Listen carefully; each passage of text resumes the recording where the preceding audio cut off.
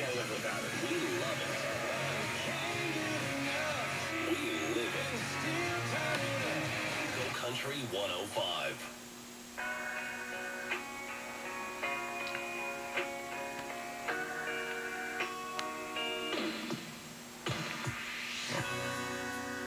She said, baby, do you ever miss being alone? I said, hell no, I don't.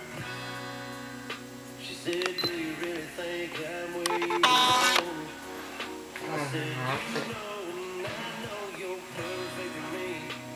Everything I'll ever need, I ain't playing. What I'm saying, when I got what I got, I don't miss what I got.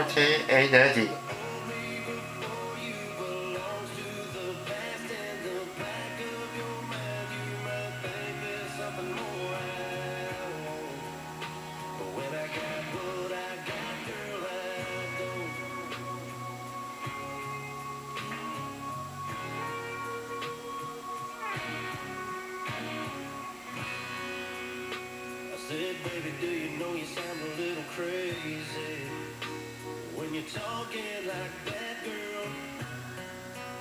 Ain't no second thoughts, no regrets, no kind of maybe. No wishing I'd turn back before you came along.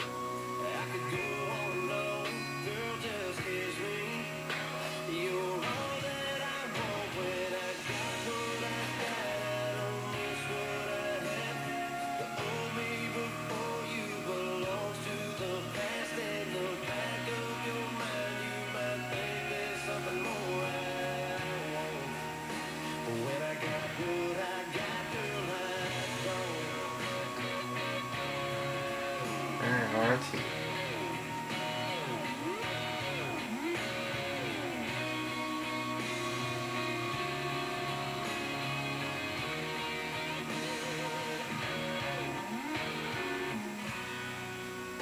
She said, baby, do you ever miss being alone? I said, hell no, I don't. When I got what I got, I don't miss what I had. The old me before you belongs to the past. In the back of your mind, you might think there's something more I want. But when I got what I got, girl, I don't. No, I don't. No, I don't. When I got what I got, girl, I don't.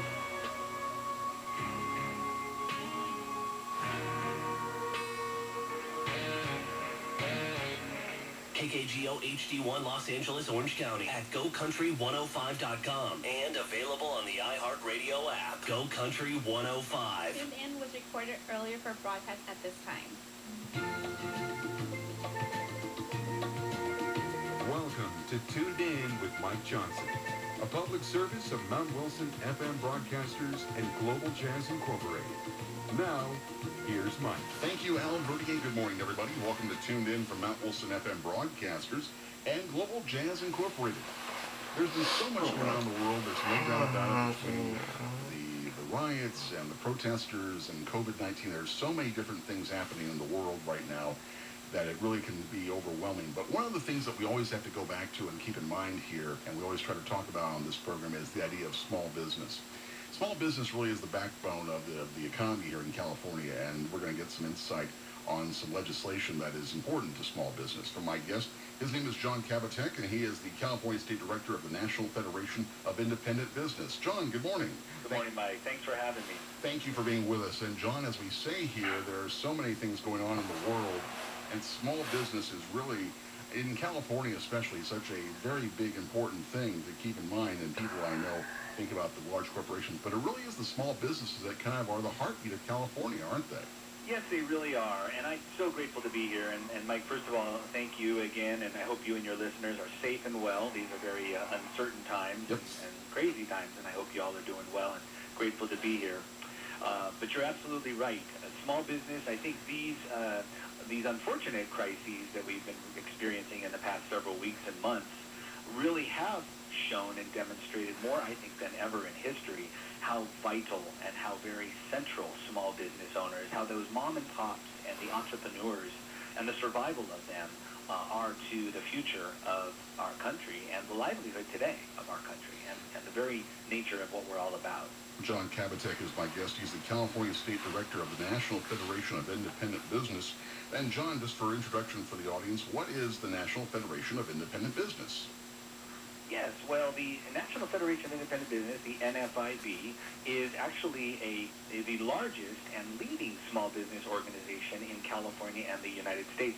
Actually, we are proud to be a California-born organization about 77 years ago by a guy who was involved with the United States Chamber, was pleased with his experience there, but really felt there needed to be an organization that specifically spoke to mom and pops, that specifically spoke to the job creators, our number one job creators, small businesses.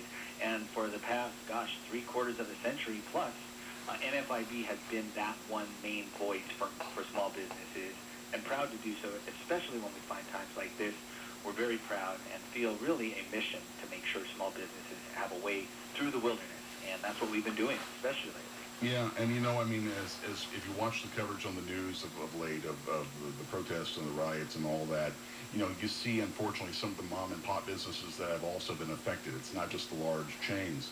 Seeing things like that, it's heart-wrenching, isn't it? It's very heart-wrenching. It is really heart-wrenching, especially when you see so many family businesses, so many ethnic businesses, people who have come here from other countries. Most all of us have one way or the other.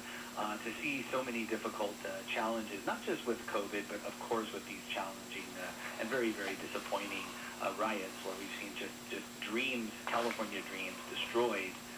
And so it's been tough. We represent about 15,000 small businesses here in California at NFIB, about 300,000 nationally. But whether it's our members or non-members, it's just so gut-wrenching to see so many out there. And I think we hear the same two words, Mike. We hear fear and uncertainty. Fear and uncertainty. Not really sure what tomorrow's going to bring. We heard that before all these crises, but we're hearing it especially now, and we're just hoping to get them through this maze, and grateful to be on your show to talk to folks. John Kabatek is my guest, California State Director of the National Federation of Independent Business. This is Tuned In from Mount Wilson FM Broadcasters and Global Jazz Incorporated. Now, John, I know one of the concerns of your organization right now is the governor's executive order that's proposing legislation on workers' comp for COVID-19 and how it complicates the reopening calculus for small business. Talk about that for a moment. Well, thank you very much. Yeah, and I think it's important to first begin by saying, you know, we've had some very good discussions with the governor and his team. They've had a very open door. His advocate and team have been very proactive in reaching out to NFIB and small businesses. So we've been very grateful for that. I think there's been a willingness to listen. So we're very happy about that. I think we do absolutely have grave concerns when we hear about expanded cost burdens, regulation burdens, and liability burdens, such as this workers' comp order that came down the pike from his office and from him. Because I think it's important to first frame a little bit, Mike, the immediate worries of small business owners here in California. Just you know, briefly, I think the corner grocer, the restaurant owner, the bookstore owner, just that, like I said, that fear and uncertainty. You know, if you look at the federal level, we're still trying, a lot of small businesses are still trying to get through this whole paycheck protection program. The fits and the starts with that, frankly, the initial money going out to the larger corporations and not the small businesses, which is where the money was intended, that's been fixed, but now trying to get these folks through the forgivable loan process. But then you bring it back here to the Golden State and just think about the myriad problems mom and pops face here, just even before COVID, the taxes, the regulations, but you know, how are small businesses going to be able to handle the unemployment insurance fund? Now we're seeing the UI payments exceeding employees' base pay in many cases. That's a perverse incentive, I think. A lot of small businesses are concerned about legal protection from these plaintiffs' attorneys who are going to likely prey on them for not knowing the letter of the law down to the wire, and are they going to prey on small businesses?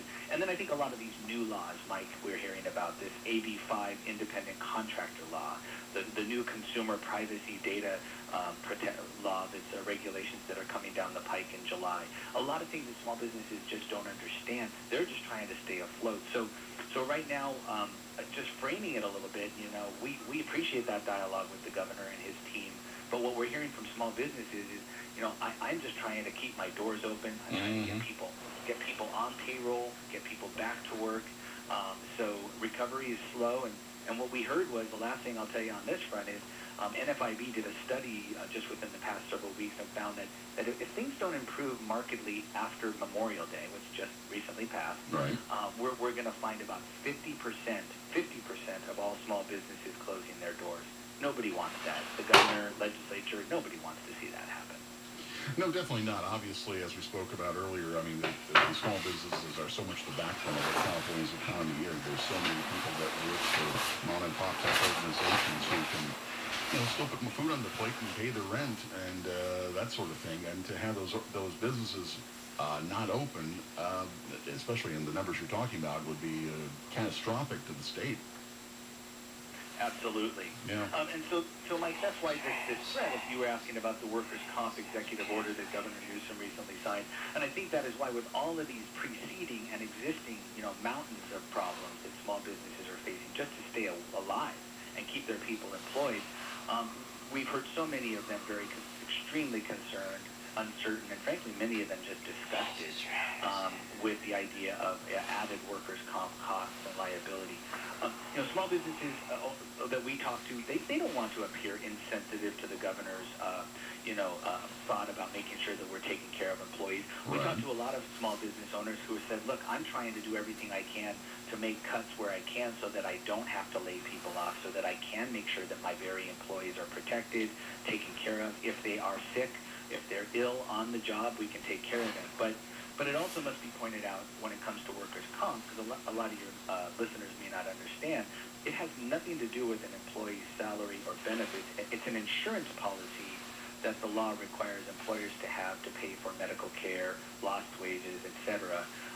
So it's a cost of doing business. It's not a small cost. In fact, NFIB did another study recently, and out of the 75 concerns small businesses have nationally, the costs of workers' comp insurance premiums ranked 13th, and that was 5 points from the year before. So we are seeing workers' comp costs are not insignificant to mom and pops. And then when you talk about expanding this presumption that the illness happened on the job, the COVID illness happened on the job, that's very difficult to prove, and it's getting a lot of most of that order because of that. Again, the idea is that presumptions force employers to pay workers' compensation claims, even if there's no link to the workplace, and that shifts the cost, of course, from the pandemic onto small businesses. How do presumptions change the compensation rules for current workers? Well, again, just and to educate your listeners, again, the governor's executive order creates a workers' comp presumption that the COVID-19 for all workers, every worker, be covered between March 19th and then in early July. And so what it basically does is it presumes, Mike, that an employee that contracts COVID-19, that they automatically presumes that they got it in the workplace, they obtained it in the workplace, and then places that burden on already fragile small employers to prove that did not. Again, we have found, and what we know to be the fact is that the workers' comp system is in place to help ensure that employees who do contract or do get ill on the job have the ability to make that claim.